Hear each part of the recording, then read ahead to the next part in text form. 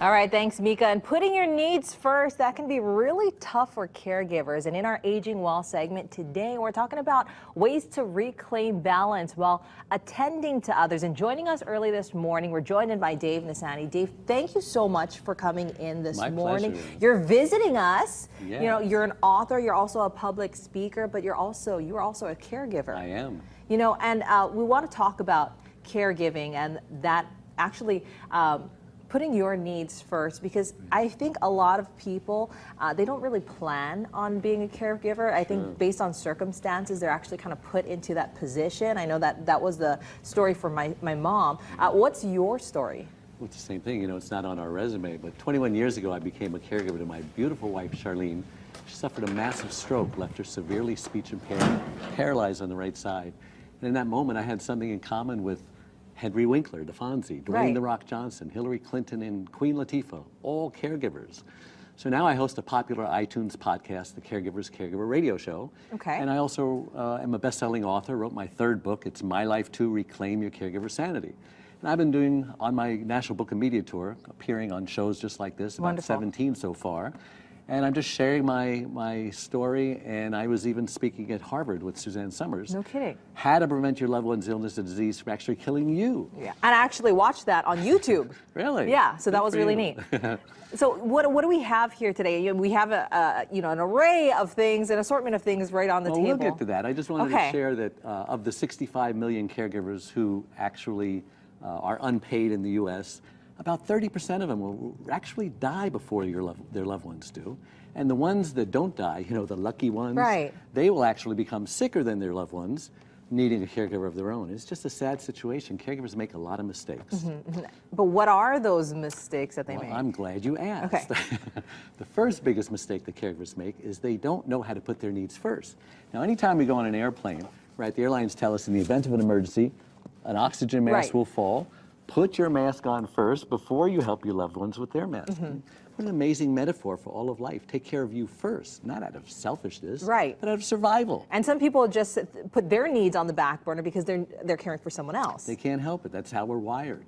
Second biggest mistake caregivers make is they don't know how to ask for help. Now, everyone has one of these. It's called a cell phone. You turn it on, you punch in the number.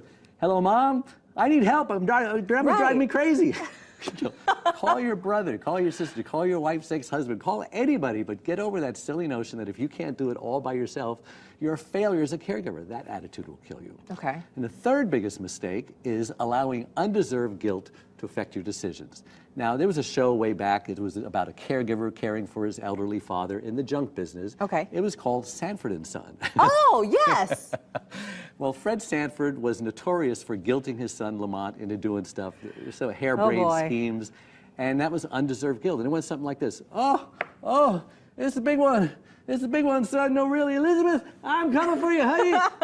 And Lamont would fall for that con every single time. And you know what? Caregivers are exactly the same way. It's kind of like being handcuffed to your loved one for the rest of your life, like a prisoner. Right. And the old ball and chain. That kind of guilt will kill you. So what's a caregiver to do?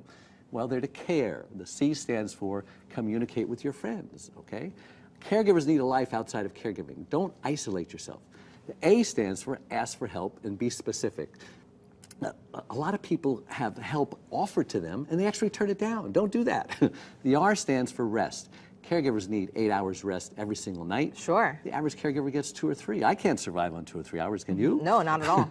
And the E stands for eat healthy food. Eat nutritious food. Don't eat junk food. Junk food has chemicals and sugar and processed ingredients. All that stuff will kill you. And that's why I wrote my book, to save caregiver lives. And so what is your book, what does it entail? What is it really about, though? Well, it's my life to reclaim your caregiver sanity by learning when to say yes and when to say no. It's perfect for caregivers who know they should be putting their needs first, but they just don't know how. Right. And this book isn't just for caregivers. I like to say there's 3 kinds of people in the world. There's caregivers, there's those who are going to become caregivers, those who are going to need a caregiver. So you can't escape caregiving. It's going to touch you at one point in your life, and now's the time to learn how to be a caregiver when everything is normal, not when tragedy strikes and now your loved one is disabled, you don't have time to scratch your head.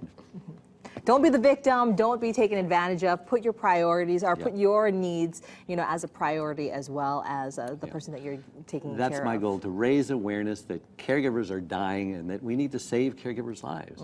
Now, let me just throw in update on my wife. After 21 years, she still can't talk, but she can communicate non-verbally through charades and Pictionary, 2 games I hate, by the way, but I'm learning to love. He's patient. Bless you, you're patient. And she still can't walk, but she has now a power chair and a mobility van with a lift, and we can travel literally all over the world. I mean, we come to Hawaii twice a year. We've been here for a month, and she's an amazing person. Anyone who meets her for the first time thinks she's like a cross between Martha Stewart and Wonder Woman, a one-arm wallpaper hanger, and she makes us normal people look like whiners and complainers. And my claim to fame is that I'm the husband of Charlene, and I wear that badge proudly. Oh, that's wonderful. And you know what, if people want, just to wrap things up, if people want to get in touch with you or they want to know more information, you actually have a book signing coming up. I do. It's Saturday the 27th at the Waikiki Public Library, and it's near the zoo. And it's going to be from 1 to 3. I'm going to be speaking on how to prevent burnout. And then afterwards, a meet and greet and a book signing. And then I have a website, a membership website, the Caregivers, or it's caregiverscaregiver.com, because I'm Dave, the Caregiver's Caregiver. And I do lots of resources. Sure. And so I do uplifting videos and weekly conference calls. I do blogs and You're a busy all man. sorts of stuff. You're a busy man, Dave. I interview individuals who not only have survived caregiving, but have thrived. Perfect. So, Dave, we want to thank you so much for coming in this morning. So you can look for his book signing event that's coming up, and you definitely want to learn how to keep your tank filled up, so you can keep going as well. All righty, Dave. Thanks so much.